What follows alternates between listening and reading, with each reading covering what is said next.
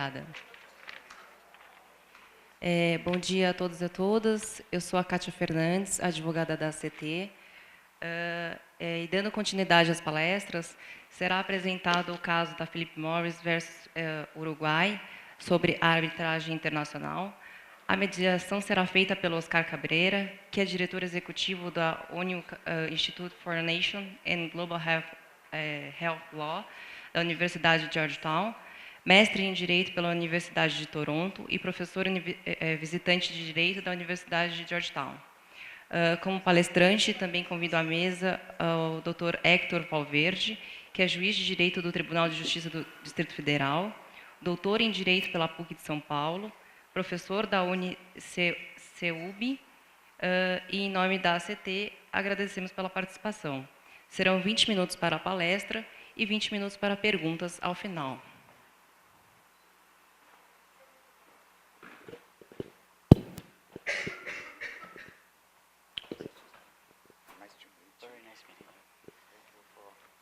No, please. English, I'll speak English. Então, estamos mencionando o caso do Uruguai, pensando sobre isso, e tivemos várias apresentações. A Patricia falou que é um marco nesse histórico por causa do conteúdo da sentença, da decisão feita. Eu vou falar sobre mim mesmo. Nem mesmo nos meus sonhos mais malucos imaginei que o painel fosse tão longe e fazer todos os pontos tão claros como foram feitos no painel. Mas a Patrícia explicou a decisão, mas o que eu vou fazer agora é uma introdução falando sobre a região, e depois eu vou passar a palavra para o senhor para que o senhor possa fazer a sua apresentação. A Patrícia falou sobre a decisão de 2010. A Philip Morris processou o Estado do Uruguai por causa do tratado, e eles queriam... Era um centro internacional para a resolução de disputas legais, e a Philip Morris fica na Suíça, e é por isso que eles tiveram a legitimidade de processar o governo. Então, eles falaram sobre 80%, as fotos, as advertências. Então, alguns detalhes sobre o caso, a razão por trás desse caso.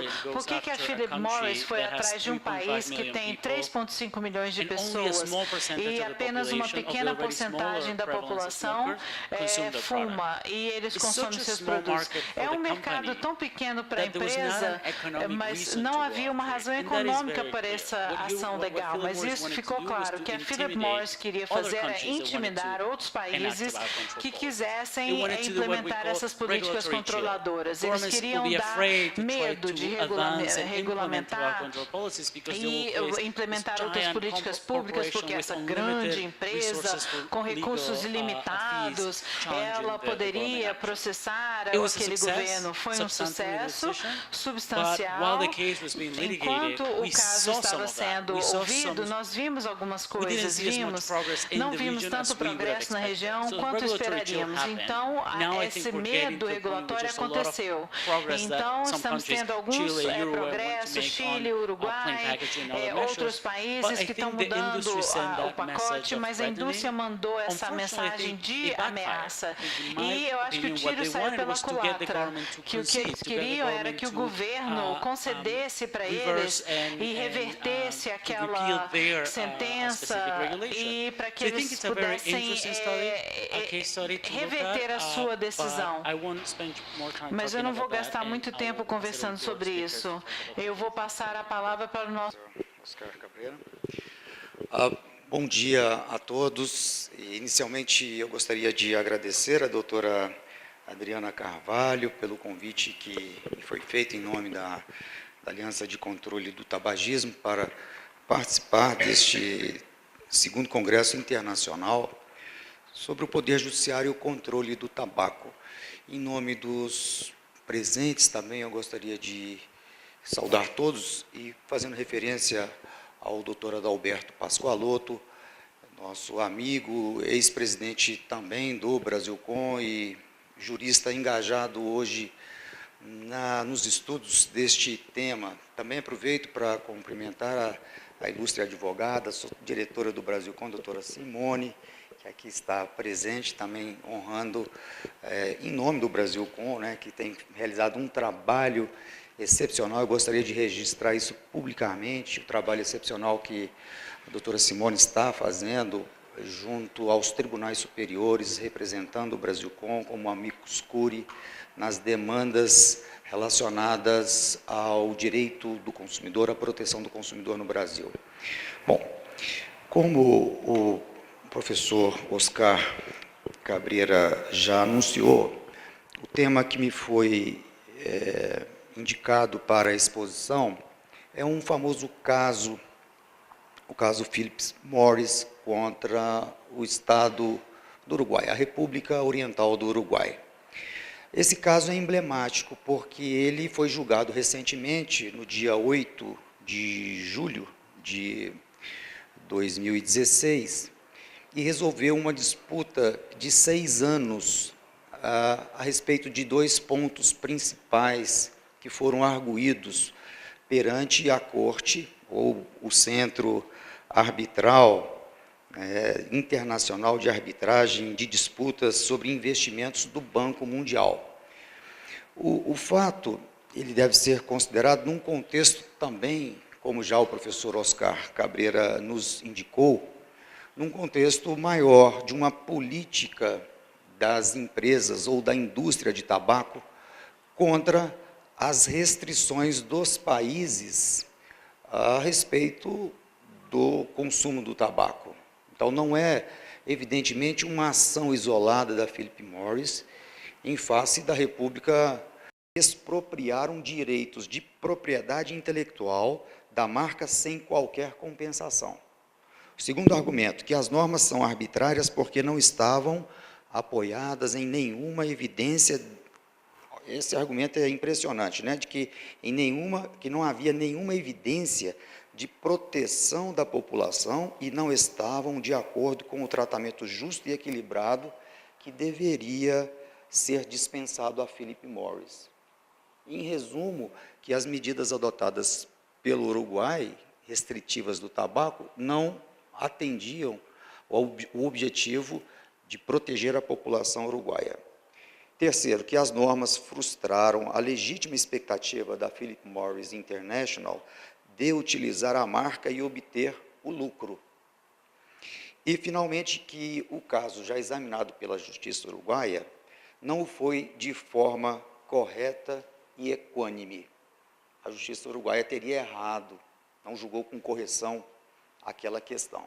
Então, esses 4 argumentos nós temos na técnica jurídica como causa de pedir, e que dão motivo ao pedido. E o pedido formulado foi de uma indenização de mais de 22 milhões de dólares, como perdas em razão dos atos normativos editados tanto pelo ministro da Saúde do Uruguai em 2008, quanto pelo presidente da República do Uruguai em 2009.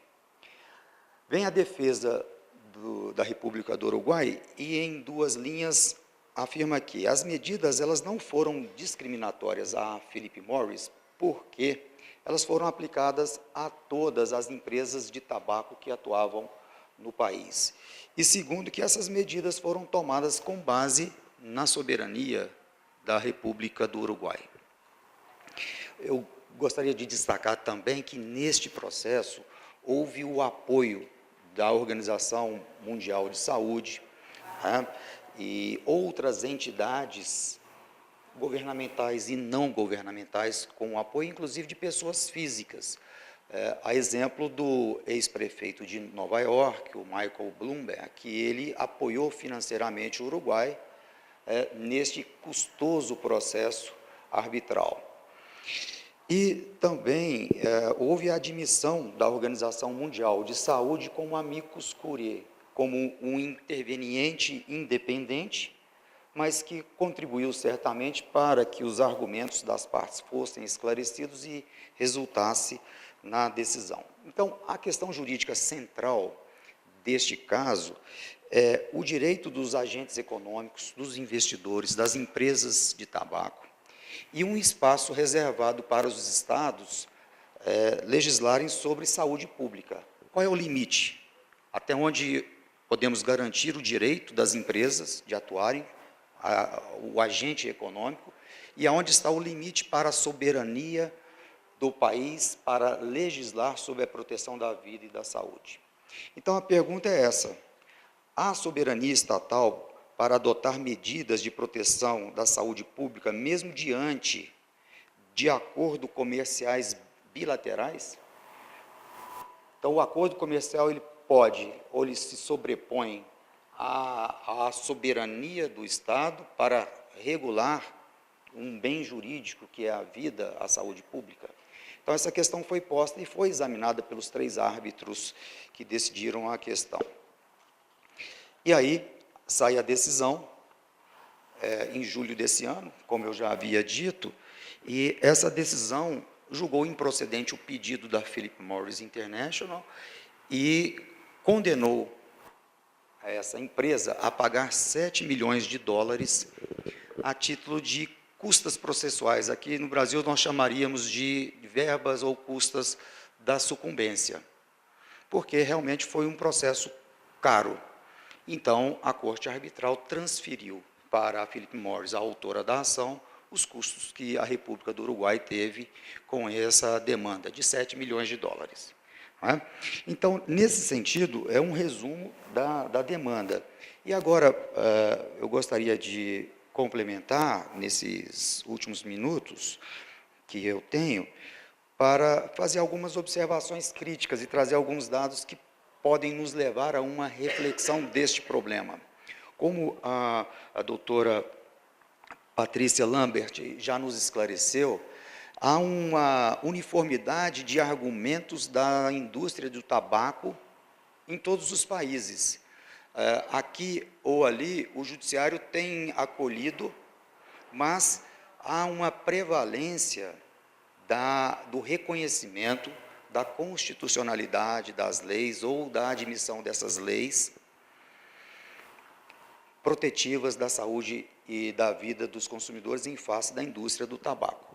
No Brasil, ainda nós não tivemos nenhuma decisão judicial confirmada a respeito da indenização por danos à saúde do consumidor decorrentes, danos decorrentes do consumo de tabaco. Eu já tive a oportunidade, inclusive, de julgar agora, se eu não me engano, Adriano, até te falei, mas eu não sei se foi esse ano ou no final do ano passado, eu participei de um julgamento aqui no Tribunal de Justiça, onde, por 3-2, a empresa de tabaco foi condenada. Mas ainda prevalece no Brasil, no Superior Tribunal de Justiça, a tese de que quem fuma, fuma por livre arbítrio. E ainda não há comprovação do nexo de causalidade entre o consumo do cigarro e a doença alegada pela parte autora dessas ações indenizatórias. Com todo respeito, Oriental do Uruguai foi, evidentemente, uma ação refletida, concertada, e como ele também já mencionou, escolheram um país pequeno para promover uma demanda com alto custo numa corte de arbitragem, e isso intimidar, pela via reflexa, outros países, especialmente os países pobres, para um retardamento na implementação dessas medidas mais rigorosas no controle do consumo do tabaco. A Philip Morris é uma empresa sediada na Suíça. Ela é uma holding, e esse caso foi proposto por 3 empresas dessa holding. Uma delas, uma empresa constituída sobre as leis do Uruguai, é uma sociedade anônima, cujas ações pertencem 100% à Philip Morris. Então, são 3 postulantes, em que os juízes, os 3 árbitros, ao relatarem o caso, eles se referem à Philip Morris International, que é a holding que comanda, então, esse processo. Um dado interessante é que a Philip Morris ela tem um lucro líquido anual de 80 bilhões. E o Produto Interno Bruto do Uruguai, no ano de 2014, foi menos de 70 bilhões, algo aproximado em 67 milhões. Então, um primeiro dado que nós evidenciamos nessa estratégia da empresa, que é a líder da indústria do tabaco no mundo hoje, atuando em 180 países, né, com a liderança do cigarro Marlboro, hoje é o produto mais vendido de tabaco no mundo, e além do Marlboro, a Philip Morris tem outros produtos relacionados ao tabaco, evidentemente. Então, essa foi uma estratégia de lançar em face do Uruguai, um país com carências, que todos nós reconhecemos, um custo alto, numa câmara arbitral, numa corte arbitral, num centro arbitral do Banco Mundial em Washington, nos Estados Unidos. E o fez depois de perder em todas as instâncias perante o Poder Judiciário uruguaio. Essa demanda foi ajuizada, tramitou perante a Justiça uruguaia e não houve, então, o reconhecimento da inconstitucionalidade de uma lei uruguaia que autorizava o Poder Executivo a estabelecer restrições ao consumo do tabaco.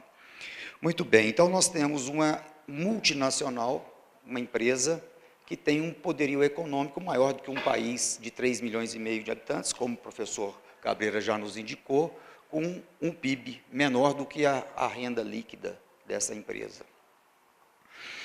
A Philip Morris, então, ela ingressa com essa ação em 2010, alegando que houve a violação de um acordo bilateral entre a Suíça e o Uruguai. Esse acordo foi celebrado em 1998 e entrou em vigor em 1991.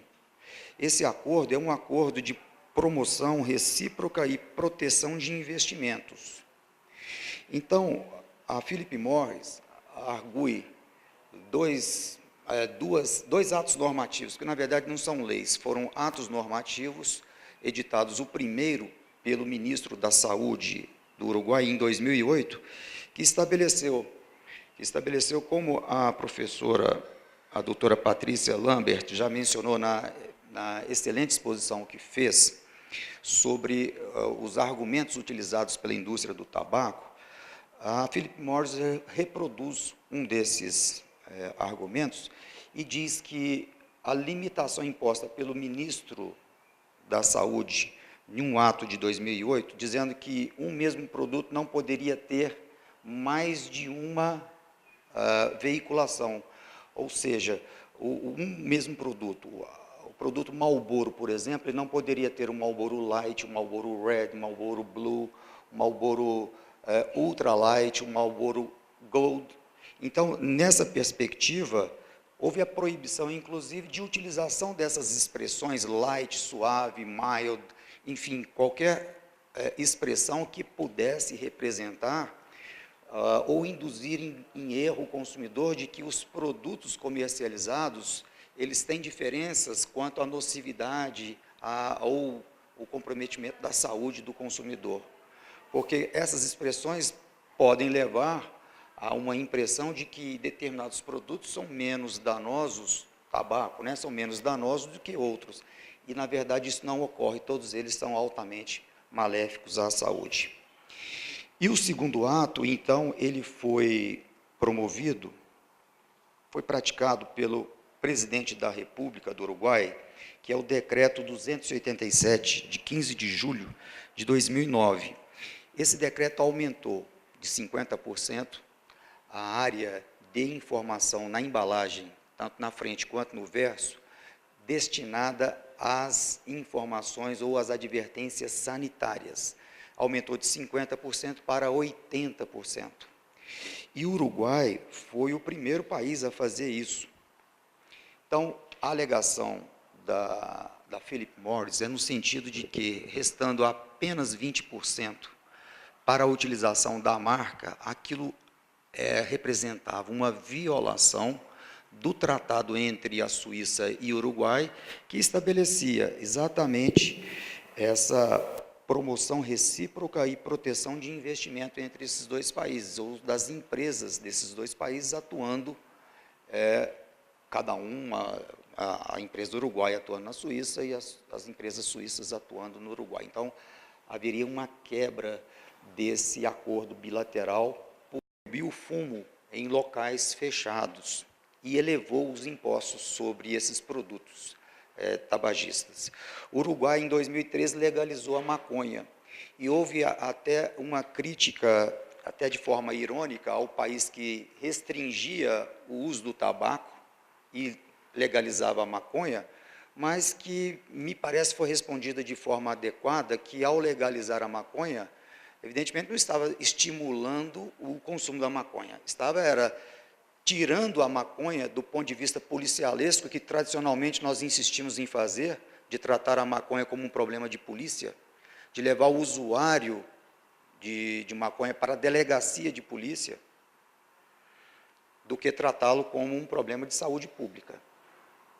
Então, o Uruguai, ao fazer isso, me parece que, e aí não tenho nenhum problema em emitir a minha opinião, de que, penso eu, com todo respeito às posições contrárias, de que a posição correta é tratar a questão das drogas como um problema de saúde pública, e não como um problema de polícia, de marginalização do sujeito social. Porque se formos examinar, dentro das nossas famílias, temos usuários de drogas. E eles não são marginais. Pode ser um problema de saúde pública, mas não é um problema de criminalidade. Então, o Uruguai, a meu ver, de forma correta, adotou a legalização da maconha e está estabelecendo um controle do uso desse produto maléfico. O Uruguai também tem um dado interessante, que em 2005 havia 35% da população fumava no Uruguai. Depois dessas medidas, em 2014, 22% da população adulta fuma. Em 2006, 23% dos jovens do Uruguai fumavam. Depois dessas medidas, 8% fumam. O Uruguai, em 2014, proibiu a publicidade de tabaco, apenas nos locais de vendas, como nós temos no Brasil também. O Uruguai foi o país, o Uruguai foi o primeiro país a ser processado por uma empresa de tabaco. Esse caso que nós estamos agora examinando. E esse caso, Philip Morris versus Uruguai, foi um caso teste, para que a empresa de tabaco pudesse fazer uma avaliação daquilo que poderia obter ao se insurgir contra as leis nacionais de restrição ao fumo. Não atacando diretamente, como disse o vice-presidente da Philip Morris. Eu não quero falar sobre a autonomia do país em legislar sobre proteção à saúde, mas eu quero proteger o meu direito de marca. Mas pela proteção do direito de marca, proteção intelectual, o objetivo é exatamente desconstituir esses atos normativos, essas leis que visam proteger o usuário ou o consumidor. E, finalmente, eu gostaria de destacar que esse julgamento da Corte Arbitral do Banco Mundial foi um reconhecimento, foi uma vitória de que os estados soberanos, eles podem e devem legislar para proteger um direito fundamental, que é a vida e a saúde. E isso, num confronto com o exercício de uma atividade comercial, evidentemente que não pode prevalecer. Se nós estudarmos, talvez, as teorias mais elaboradas do mundo hoje de ponderação de valores, o alemão Robert Alex, ele, ao estabelecer como nós devemos ponderar os valores em uma decisão judicial, ele vai, se utilizarmos aquelas formas complexas de Alex, de qualquer forma que você fizer, até um raciocínio mais simples, até de uma pessoa que não é versada na ciência do direito, ela vai entender que a vida e a saúde prevalecem sobre o direito de comercializar determinados produtos. E, enfim, essa decisão foi um importante precedente e que vai gerar um estímulo a outros países que aguardavam cautelosamente essa decisão, a fim de adotar medidas, agora sem o receio de ser processado e pagar uma indenização vultosa, de adotar medidas protetivas da saúde e da vida dos usuários de droga, de tabaco. Então, concordo também que essa ação foi uma tentativa, com todo respeito, uma tentativa que a Philip Morris fez de intimidar países a adotarem medidas para restrição do tabaco. E, de fato, ela alcançou o objetivo, porque durante esses 6 anos, muitos países não adotaram medidas. Então, isso retardou o cumprimento de medidas restritivas do tabaco e, de uma forma indireta, ela alcançou o resultado pretendido. É claro que o que ela obteve nesses 6 anos de lucro com a não adoção por muitos países de medidas restritivas do tabaco, isso, diante dessa indenização de 7 milhões de dólares, isso não é nada. Então, ela obteve, inclusive, um proveito econômico com essa decisão judicial, com a demora, decisão judicial não, dessa decisão arbitral, com a demora dessa decisão arbitral. Mas esperamos que este caso sirva de exemplo e que, consequentemente, nós podemos agora avançar, reconhecendo aquilo que nunca tivemos dúvida de que o país ele tem a soberania de estabelecer a legislação protetiva da população contra os malefícios do tabaco. Muito obrigado a todos por me ouvirem com tanta gentileza. Muito obrigado. Thank you very much for this opportunity. Do we have time for a couple of questions? Nós temos tempo para perguntas, Adriana. Patrícia, você gostaria de adicionar alguma coisa sobre o caso, alguma outra pessoa que se envolveu no caso? Se não, eu posso fazer alguns comentários finais. Alguma pergunta da plateia? Alguém? Comentários?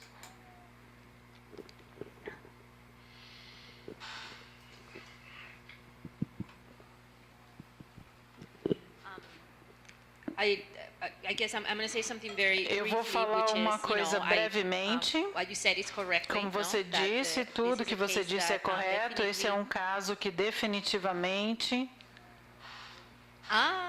Slowly. You don't need the... Okay. No, não falo, muito mal. Yes. No, that... Então, novamente, é verdade o que o senhor falou, trata-se de um caso que faz muitas coisas, incluindo a inserção dos princípios de direitos humanos em relação à arbitragem feita por interesses econômicos. E eu entendo que especialistas nesse setor, inclusive Oscar Hofstadter, na discussão que teve na Georgetown University, é um aspecto muito inovador deste caso. Como a Patrícia disse, ele também fortaleceu grandemente a arbitragem que os países podem usar para interferir quando há um conflito, entre o comércio e a indústria do tabaco.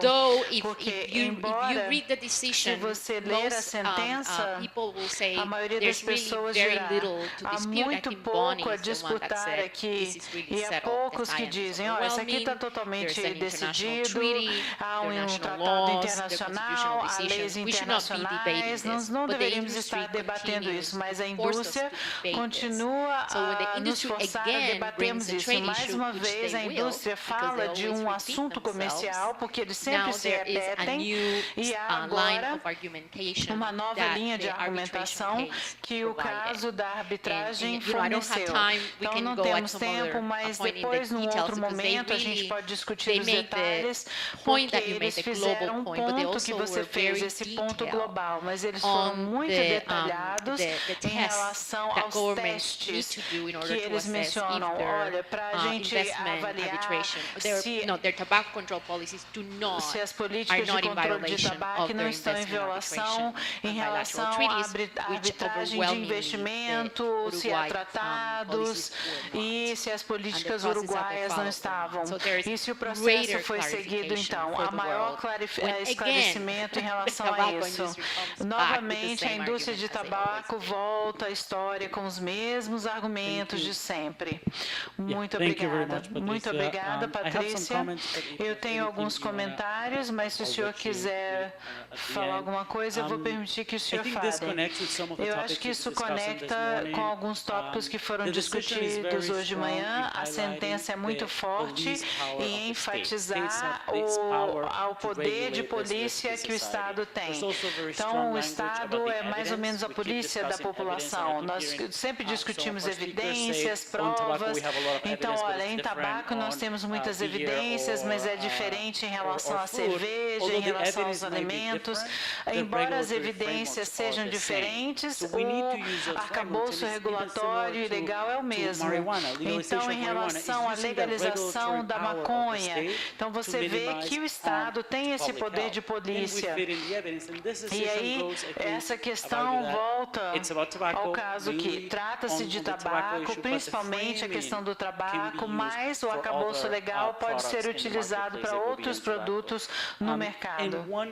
E uma coisa que foi mencionada em relação ao argumento jurisdicional é o seguinte, a necessidade de sermos muito técnicos em como fazemos os nossos argumentos para a comunidade de controle do tabaco. A Patrícia também falou isso. Precisamos ser técnicos. A razão é o fato de entendermos de direitos humanos não significa que não precisamos ser técnicos. Só porque a lei às vezes está do nosso lado, não podemos deixar de ser técnicos. Porque às vezes eu me preocupo que alguns dessas ações poderiam ter sido perdidas por causa de uma tecnicalidade. Então, nós temos que envolver os advogados têm que se envolver mais na criação de políticas para a gente prestar atenção e analisar todos os possíveis erros, problemas, lacunas que poderão surgir. Então, os legisladores têm autoridade para criar as políticas públicas, mas às vezes a gente pode procurar formas diferentes de regulamentadas. Então, eu queria enfatizar isso, que esses são questões técnicas e questões de direitos humanos. E se o senhor tiver algum comentário final? Eu só gostaria de destacar, como já foi feito pelos professores que também participaram, de que a indústria de tabaco ela está muito bem assessorada tecnicamente. Os argumentos são muito bem postos. E eu concordo, professor, que nós devemos fazer uma defesa do controle de tabaco de uma forma técnica também, observando toda a estrutura jurídica que nós temos à disposição, do controle de constitucionalidade, da edição de normas, observado o devido processo legal, né? A discussão dos argumentos, essa comunicação, que como a professora Patrícia Lambert nos mostrou aqui, dos argumentos que são reproduzidos no mundo inteiro e que nós devemos estar preparados também. E eu digo mais, a importância desse seminário, doutora Adriana, é que preparar os juízes, né? Preparar os juízes para que eles possam, infelizmente aqui eu não estou vendo nenhum colega meu hoje, né?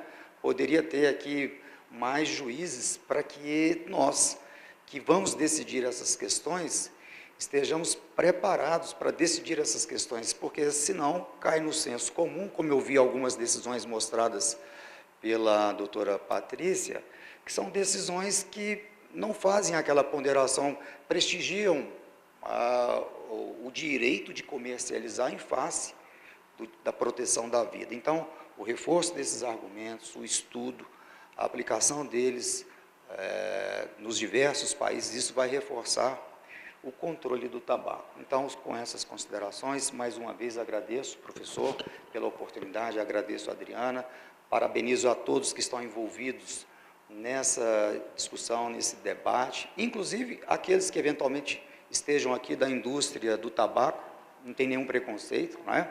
É como quando nós falamos no Congresso de Direito do Consumidor, para os fornecedores também, não tem um antagonismo. Às vezes o diálogo pode ser até mais profícuo para que a gente possa encontrar uma solução que seja aquela que pretendemos, que haja um controle para que a informação seja mais clara, que haja uma proteção da vida e da saúde em última análise. Então, muito obrigado a todos.